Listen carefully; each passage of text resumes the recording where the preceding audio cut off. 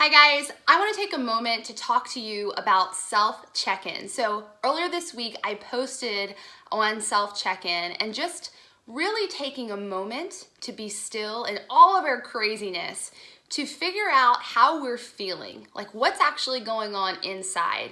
And I truly believe when we take a moment to do that, that's how we can figure out what's not really aligning in our own life. We can figure out the things that are no longer serving us. We can even tap into limiting beliefs that we have. And that's really how we know how to make some tweaks and adjustments so we can live a life that we love, design a life that we're really obsessed with, and just be happy. Because I think at the end of the day, and I think everyone can agree with me, happiness is really what we're searching for. We want to have meaningful relationships. We want to have financial prosperity. We want to decrease the stress in our life and just value the relationships and all the experiences that we get to do every single day. And that can be really tough to figure out what's not really aligning when we're super busy. I mean, I can tell you for myself, I'm up at 4 a.m. most days. I'm going to work, I'm coming home, I'm either working out or making dinner, and then I'm just run, and then repeat all over again. So I know how hard it is to just take a moment to be still. And honestly, what the heck does that even mean, being still? I mean, we have a million thoughts going through, our head every single day. So how can we actually take a moment and figure out what's not working, what's not aligned? So I'm gonna tell you what I do, and I hope this helps, but I'm all about integration. I'm all about looking at the day that we have and really capitalizing on the white space in our day. So white space to me are just like pockets of time that can either be repurposed for something else, and or maybe we're doing an activity where we can then incorporate some stillness into that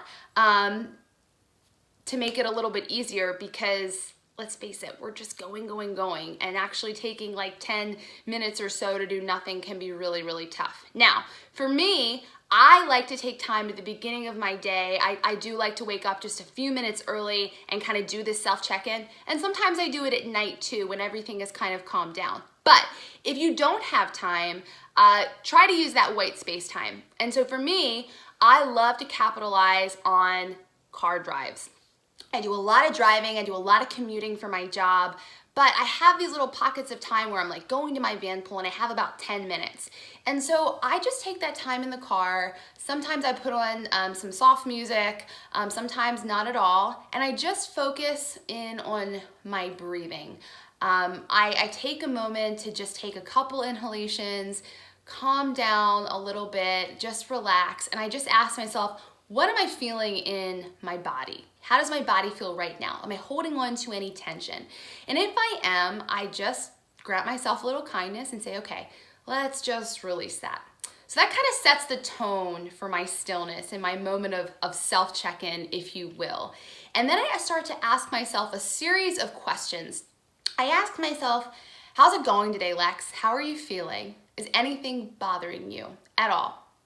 And then, some things come to mind and I just acknowledge them. I don't ward them away. I'm just taking notice of just kind of what surfaces in my mind. And then I ask myself, what is the thing you're most looking forward to today, right now? Like, what are you looking forward to?